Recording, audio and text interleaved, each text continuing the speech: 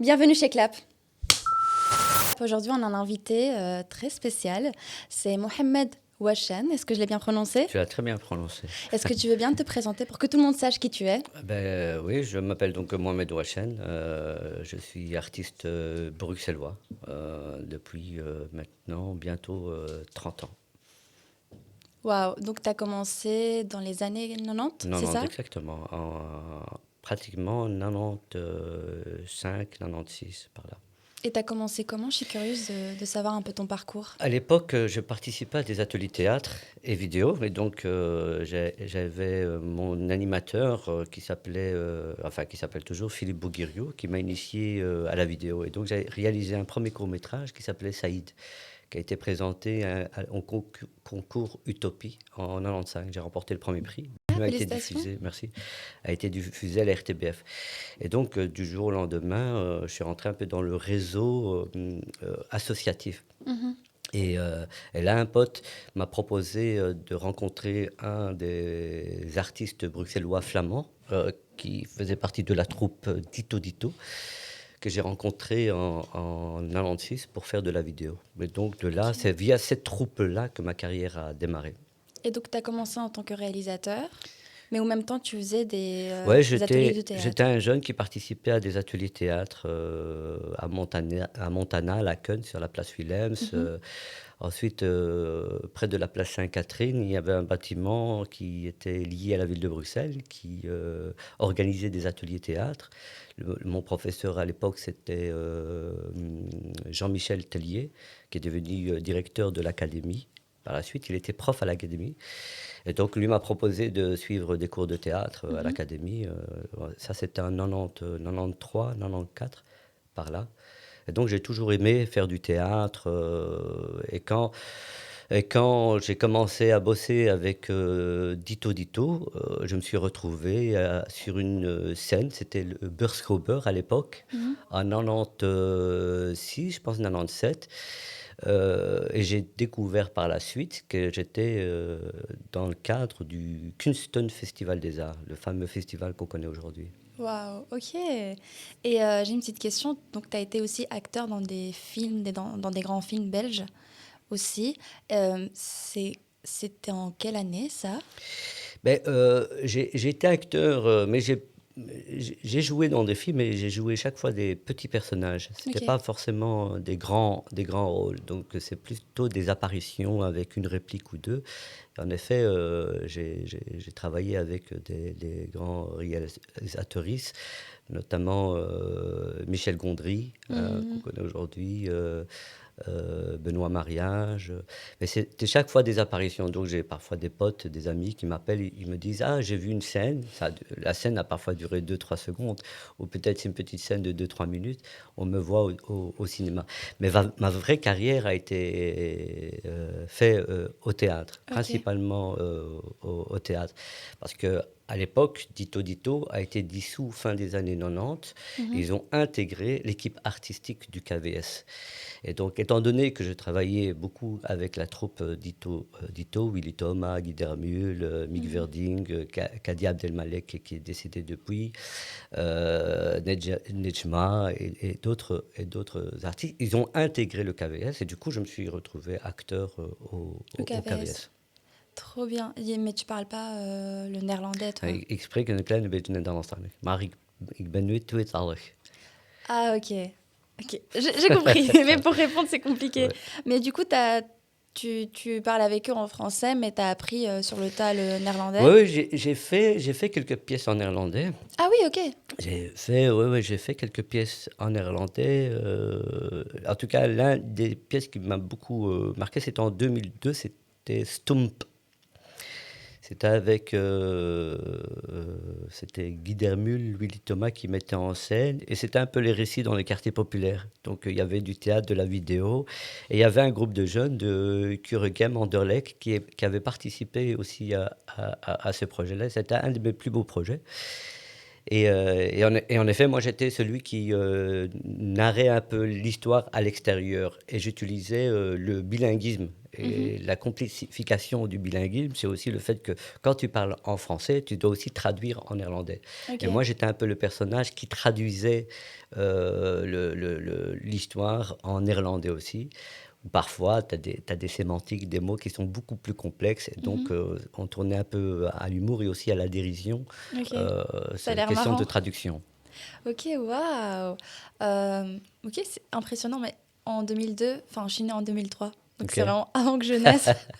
Mais je suis quand même curieuse de savoir comment le monde du théâtre était avant les années 2000, même les années 2010, Alors jusqu'à maintenant. avant les années 2000, on est au lendemain des révoltes dans les quartiers populaires 91, 92, à Forêt, Kuruggem. Ensuite, voilà, ça s'est émergé aussi dans d'autres quartiers comme Molenbeek Mhm. et d'autres communes. Et en fait, à l'époque, les néerlandophones ont été un peu, au niveau artistique, hein, je parle purement Oui. au niveau artistique, étaient un peu les premiers à vouloir absolument travailler avec le tissu, enfin, les cultures urbaines, notamment le hip-hop. Et à l'époque, mais je me souviens vraiment plus du nom du spectacle, il faut faire des recherches sur Internet, c'était le groupe CNN, à travers le personnage de Rival, le rappeur Rival, Mhm. Youssef El Hajmi. Ils collaboraient avec la troupe Dito Dito. Ils avaient fait un spectacle ensemble sur, en effet, ils se sont inspirés d'un auteur. Vraiment, ma mémoire, je ne l'ai pas tout à fait encore acquis. Mais en tout cas, à l'époque, il y avait vraiment une émergence d'un théâtre avec une identité très hybride. Et ça existait aussi du côté francophone, mais c'était un théâtre très social. C'est-à-dire, il y a un festival qui est encore connu aujourd'hui, c'est le festival de Jamal Yousfi, Mhm. qui a développé le festival de rue, hein, c'était sous chapiteau. Euh, et donc, ça a été du côté francophone parmi les premiers à mettre en avant des jeunes artistes issus des quartiers populaires. Et donc, il y avait ces deux dynamiques qui existaient, mais qui coexistaient pas forcément, parce que tu avais les francophones et les néerlandophones. Ok. Et la particularité des néerlandophones, c'était les années 90, on est dans un contexte où à l'époque, c'était Berthanciot qui a fait le décret culture, et en imposant, entre guillemets, plus de présence de la diaspora euh, à l'intérieur du monde culturel. Ok, donc c'est Ce qui n'était vraiment pas le le cas encore du côté francophone. Il n'y francophone. avait Ok. pas eu de décret pour, entre guillemets, imposer ces diasporas dans les institutions culturelles. Ok, je pensais que c'était plutôt les francophones qui avaient fait le premier pas. Mais Pour les institutions culturelles, oui. en tout cas, aujourd'hui, ça se met en place, mais en tout cas, à l'époque, c'est plutôt les Flamands qui ont. Ok. Le décret culture, dans les années 90, a démarré. Après, peut-être qu'il y a d'autres choses, ben, je connais, alors je connais pas. Hmm. C'est hyper intéressant. Et maintenant, en fait, tu te dis metteur en scène, comédien, enfin, tu as plusieurs casquettes. Tu peux un peu me les énumérer. Alors oui, moi, bah, l'une des premières œuvres que j'ai faites, c'est en tant que cinéaste, c'est le film Saïd. En parallèle, je faisais du théâtre, donc j'ai intégré un peu les projets de Dito Dito. Donc là, j'ai fait une grande carrière de théâtre. Ça a duré quand même, surtout du côté francophone. Après, j'ai travaillé avec le théâtre des Tanneurs, Mhm. ensuite au théâtre national. Festival d'Avignon. Donc j'ai eu vraiment une belle carrière de théâtre jusqu'en 2011 où j'ai joué une pièce où j'interprétais 99 personnages écrits par Philippe Blasban qui s'appelait Rue du Croissant. Ok. Attends, Et tu as vraiment interprété 99 personnages ouais, différents 99 personnages, ouais.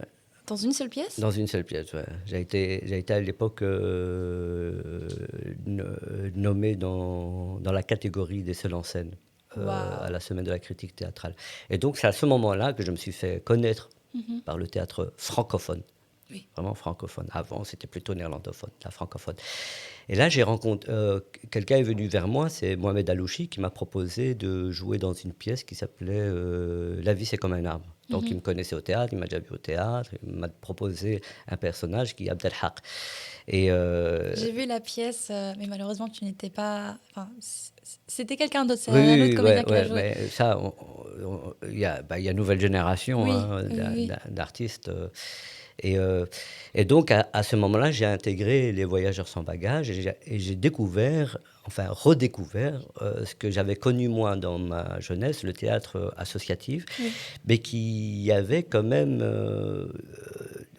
c'était très avancé aussi, et ils avaient pratiquement le même niveau que le théâtre que je connaissais. Mhm. Parce qu'il y avait une histoire, il y avait du récit, il y avait du jeu, il y avait du rythme, il y avait de la musique, c'était drôle. Et là, surtout qu'il y avait un public issu des quartiers populaires. Ouais. Donc, c'était beaucoup les quartiers populaires qui étaient là. Et souvent, très souvent, on entendait, je n'ai jamais été au théâtre parce que le théâtre ne m'a jamais intéressé, Mhm. parce que ça ne me parlait pas, ou tout simplement parce que je ne le comprenais pas. Et là, pour la toute première fois, je vais au théâtre, je sors de là, j'ai envie de revenir au théâtre. Et donc, cette génération-là, ces compagnies-là, il y a aussi Ras El Hanout par la Mhm. suite, avec qui j'ai travaillé. Et j'ai kiffé bosser avec eux. Et donc, du coup, j'ai moins travaillé avec les institutions culturelles et j'ai plus travaillé avec le monde associatif, parce que je trouvais que aussi l'enjeu était intéressant de mettre, euh, de, de rester aussi connecté à une forme théâtrale dans laquelle je me reconnaissais et Mhm. dans laquelle, dans le théâtre institutionnel, je me reconnaissais moins. Donc, Ok. voilà. Ouais, t'as découvert un peu, t'as redécouvert cette partie de toi que t'as un peu Ouais, c'est ça. laissée Ouais, de c'est un peu côté. ça, ouais. Ouais. Ouais, c'est un peu ça. Et Et oui. ensuite, il y a eu la mise en scène. La mise en scène, ben, Justement, j'allais te poser la question, est-ce que c'est du coup à partir de ces expériences-là que tu t'es dit, c'est peut-être le moment de mettre en scène moi-même des scènes qui me parlent et en beaucoup fait, plus? c'est ces artistes-là qui m'ont proposé de mettre en scène. Sachant que je venais des institutions culturelles, Mhm. ils m'ont dit, tiens, est-ce que tu pourrais mettre en scène une pièce? Donc j'avais commencé à l'époque avec Abdel Nasser pour son premier seul en scène. J'avais fait aussi Marrakech avec Ismaël Aklal. J'avais avant ça, et c'était un peu les prémices, c'était Ras El Hanout qui m'ont proposé, c'était les premiers d'ailleurs, hein, de me proposer de faire le spectacle 381 jours, qui a eu un franc succès. Ensuite, les choses se sont enchaînées. J'ai toujours fait des mises en scène en atelier théâtre, j'ai toujours fait des Mhm. ateliers théâtre. Ben là, faire une mise en scène dans une troupe de théâtre avec un public, c'était vraiment la première. Et c'est vraiment comme ça que j'ai commencé à développer une manière de travailler pour mettre en scène des récits.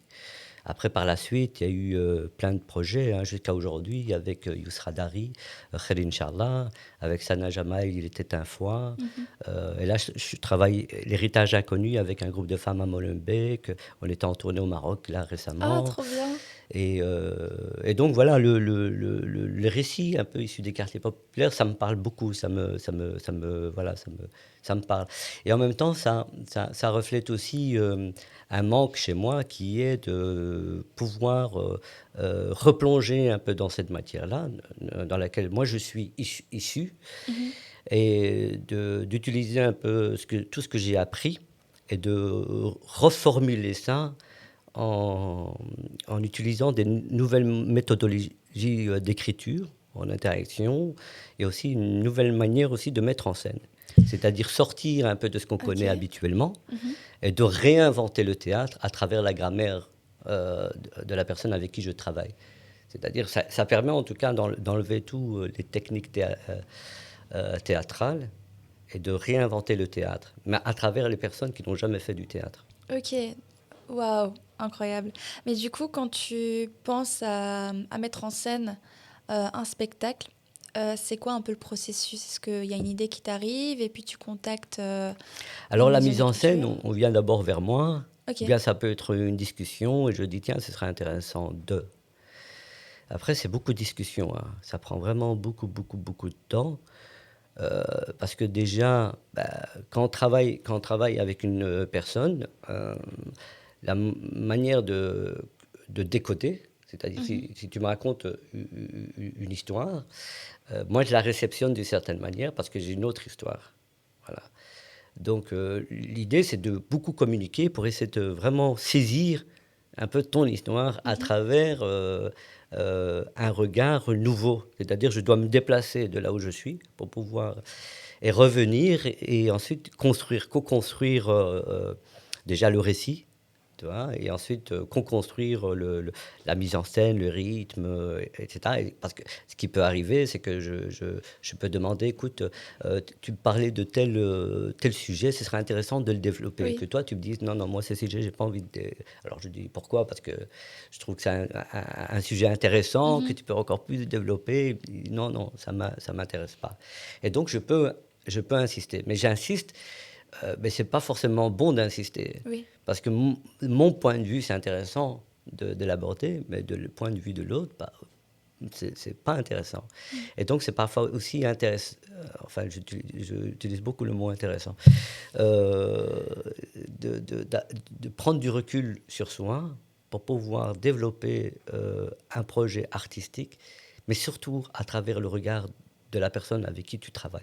Et la mise en scène, et même la grammaturgie, j'appelle ça pas la dramaturgie, mais de la grammaturgie, c'est le plateau de théâtre doit être à l'image, pas de la manière dont on voit le théâtre, mais dans la manière dont on a envie de repenser le théâtre, à travers le regard de la personne qui est le propriétaire du récit. Ok, donc en fait, ça C'est dépend très de la chinois ce que je personne. raconte, Non, j'ai peut-être, compris. faudra traduire. Je vais essayer de Oui, traduire et oui, tu peux me corriger d'accord. si je le traduis pas très bien. Donc en fait, tout dépend donc, de la personne qui raconte ce récit-là. La dramaturgie peut changer en fonction de ces personnes-là et de comment toi tu le reçois. C'est Mm. pas la même formule que tu utilises pour toutes ces personnes-là qui te racontent Absolument, ces histoires. absolument. Tout change, tout se déplace. Oui. Il n'y a rien qui est figé. Parfois, on dit le théâtre, c'est ça, la dramaturgie, c'est ça, Mhm. raconter une Il y a histoire, des c'est règles, ça. il faut suivre Voilà, il y a ça. des règles, il y a des trucs. Voilà, c'est ce qu'on apprend. Après, tout peut se re-questionner à travers Tu as une flexibilité en fait Oui, oui, et c'est dans ta important. mise en scène. Mais la création, c'est ça. Il faut être Mhm. flexible. Si tu imposes, tu n'es plus créateur. Tu reproduis des schémas. Et au Oui. théâtre, il ne faut surtout pas faire ça. Sinon, on est dans un théâtre voilà, conservateur, on reproduit les mêmes schémas. Là, non. L'intérêt du théâtre, c'est de le réinventer. Ok, trop chouette. Et du coup, pendant les ateliers que tu fais avec ces personnes-là pour créer le spectacle, c'est quoi comme exercice que tu fais? C'est quoi un peu ta démarche? Après, ce que tu m'as dit, c'est que ça dépend de chaque projet, mais un Oui. peu la formule que tu utilises. Après, au niveau collectif, on travaille beaucoup le corps, hein. Je suis un acteur de corps, donc j'aime beaucoup travailler le corps, le rythme, la musicalité de la corporalité. Chacun vient avec ce qu'il ou elle est. Et après, on travaille sur des impros et les personnages se développent à partir de chacun et chacune. Et donc, c'est comme ça que je peux commencer à écrire, en tout cas en Mhm. atelier théâtre. Mais, chacun incarne son propre personnage, mais l'idée, c'est comment partir de soi, sortir, recréer un personnage à partir de soi et de le montrer sur scène. Et là, sur le plateau, c'est le monde de l'imaginaire, tout est possible. Oui. Euh, et donc, ce travail est intéressant. Mais j'apprends beaucoup, hein. J'apprends vraiment, vraiment énormément. Je trouve que c'est un métier passionnant, la mise en scène, parce que j'apprends vraiment beaucoup. À partir du moment où on fait en effet ce travail de se délocaliser, c'est très riche en fait. Mhm. Même, enfin, même comme travail, même quand tu as Ça une... nourrit ton âme. Mais de dingue, tu vois. Ne restons pas figés, quoi. Mhm. Restons ouverts. Et là, bah, c'est un boulevard de connaissances et d'apprentissage. Là, on va passer au mini-jeu. Donc, en fait, ça s'appelle Red Flag ou Green Flag. Je ne sais pas si tu connais un Non, peu pas ce du tout. concept-là. Non. C'est ce que les jeunes utilisent pour dire si une situation, c'est un green flag. Donc, une bonne situation, si c'est normal, ce qui se passe, si c'est sain. Et Red Flag, c'est toxique. Ok. Faut pas que ce Donc genre c'est de situation green, existe. vert et Et Red red, Flag, c'est rouge. c'est ça. Donc, c'est drapeau vert Ah ouais, ouais. et Ok, drapeau rouge. green fly Ouais. et red fly. Je vais essayer de retenir. Donc, première question. Est-ce que s'inspirer de sa vie privée pour créer de l'art, c'est un red flag ou un green flag? C'est un green fly. Pourquoi? Ben, c'est le meilleur. Partir de soi, c'est les meilleures créations, hein. Deuxième question. Est-ce que travailler avec des amis proches ou partenaires romantiques dans le même projet, c'est un green flag ou un red flag? Mais je dirais les 2, mais je dirais green flag parce que, c'est toujours intéressant d'aller un peu plus loin, avec les personnes avec qui qu'on connaît, mais qu'on ne connaît pas assez. Donc Mhm. l'espace de création, l'aller-retour peut être intéressant de creuser plus. Mais quand on connaît bien quelqu'un, c'est toujours bien de rencontrer d'autres récits aussi, je Aussi, pense. des nouveautés un peu... Oui, c'est ça, des oui. nouveautés, ouais, ouais, c'est ça. Prochaine question. Est-ce que utiliser de l'IA dans l'art, c'est un green flag ou un red flag? Moi, je dirais que c'est red flag, Mhm. un red flag. En fait, je pourrais dire aucun des deux parce que la création, l'IA ne marche pas avec la création. Quand tu es sur le plateau, quand tu crées sur le plateau, bah, c'est des corps. Mhm. Et tu peux pas. L'IA ne maîtrise pas encore le corps et l'imaginaire. En tout cas, quand tu es sur le plateau, que tu crées sur le plateau. Parce que tu es dans du direct. Et le direct, l'IA n'est pas là, sauf si on a. Ouais, même si je pense que ça va peut-être arriver. Il y a des robots IA qui sont en train de se Ils développer. vont nous remplacer. Ben ouais, c'est ça. Donc on va voir des robots sur scène en train de créer un spectacle. Je suis pas convaincu que ça marche parce que l'imaginaire dans l'instant T, collectivement sur le plateau, c'est Oui. ouais, Ouais, c'est vrai qu'on appelle ça l'art vivant. C'est parce que c'est vivant. parce que c'est vraiment. Oui. Ouais, absolument. Ouais, tout à fait. Prochaine question. Est-ce qu'il faut plaire à tout le monde? Est-ce que plaire à tout le monde, c'est un green flag ou un red flag? C'est un red flag. Ah non, plaire à tout le monde, c'est un red. Non, c'est un red, c'est rouge, Red flag, c'est rouge, oui. Ouais, red flag. Faut pas plaire à tout le monde, non. Surtout. En tout cas, si tu plais à tout le monde, tu plais à tout le monde, mais faut pas tout faire pour plaire à tout le monde, Mhm. parce que sinon tu vas à l'encontre de tes principes. Ok, donc toi, quand tu crées tes mises en scène, quand tu crées tes projets artistiques, est-ce que tu essayes donc de plaire à tout le monde ou est-ce qu'en fait, il y a une vision que tu veux Ah oui, dans ce sens-là, c'est une bonne question. Euh, En fait, on aborde la question de l'encodage, c'est-à-dire ça dépend à quel public tu t'adresses. Mhm. Mais de toute façon, quand tu crées, tu pars à partir de toi avec ta façon de voir le monde, tu peux ne pas mettre d'accord tout le monde, ce qui est en soi normal. Mais le théâtre n'est pas là pour plaire. Il est là aussi surtout pour un divertissement qui permet aussi de réfléchir. Mhm. Un divertissement qui permet de réfléchir. Ouais. C'est une bonne phrase, ça. Prochaine question. Est-ce qu'un bon comédien, c'est un comédien qui n'a pas d'avis et qui exécute parfaitement ce que le metteur en scène lui dit de faire? Ouais, ça existe, hein. Mais je dirais qu'un bon comédien, c'est quelqu'un qui a un avis, qui est connecté avec son corps, avec son esprit. Et un bon metteur en scène, c'est celui qui a l'écoute de Mhm. cela. Donc une bonne communication entre les deux, Ouais. quoi. Et la dernière question, est-ce que c'est créer de l'art, c'est politique? Oui, oui, ah ouais, bien sûr. Ouais, sans hésitation. Ouais, Ok, donc c'est un green flag, du ouais. coup. Ouais, absolument. Trop bien, trop bien. J'ai vu que pendant le confinement, tu as fait des capsules vidéo qui Mm. étaient d'ailleurs très marrantes. Et je vais reprendre un peu une phrase qui a été citée. J'ai entendu dire que les artistes issus de l'immigration, euh, on ne les voit pas souvent dans le théâtre et dans le cinéma parce qu'en fait, ils n'ont pas de talent chez eux. Est-ce que c'est une phrase que tu as vraiment entendue dans la vie réelle et que tu as retranscrit dans ta Alors, capsule? c'est quelqu'un qui m'a dit ça, qui me l'a dit. Euh, et, euh, et je pense que la personne qui l'a dit n'était même pas conscient de l'avoir dit. Mais en même temps, c'est une pensée qui existe au sein des institutions culturelles. C'est-à-dire beaucoup de directions pensent qu'il n'y a pas de talent. Et je me souviens d'une phrase qu'une fois que j'avais entendue d'un metteur en scène qui disait si je dois choisir entre un bon comédien ou un noir, je choisirais le bon comédien.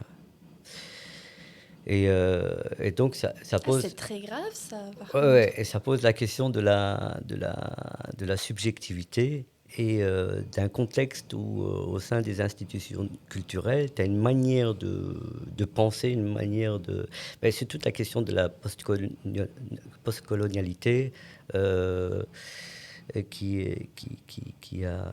apprendre pour analyser Mhm. aussi ça. Il y en a qui maîtrisent mieux le sujet, mais ça peut être une belle grille d'analyse, euh, ce discours qui peut exister au sein des institutions culturelles à travers cette grille d'analyse postcoloniale, quoi.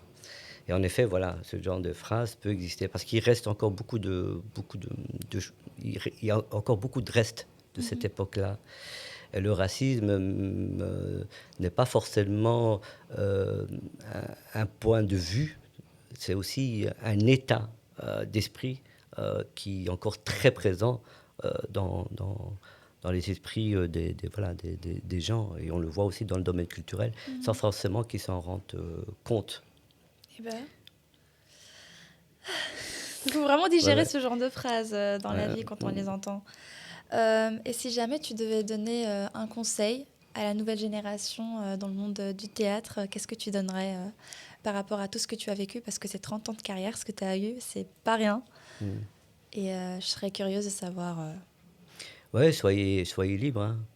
Soyez libre, hein. Déjà, le fait que vous ayez fait un média, je trouve ça extraordinaire. Quand vous m'avez appelé, j'ai dit oui tout de suite. Parce que cette nouvelle génération qui se réapproprie un peu les outils, même artistiques, on a aussi beaucoup à apprendre de vous, contrairement à ce que vous avez à apprendre de nous, quoi. Ouais. Oui, oui, bien sûr, hein, parce que vous êtes une génération, vous foncez, quoi. Vous n'avez pas, vous attendez pas. Nous, notre génération, on a toujours essayé de pouvoir être reconnu.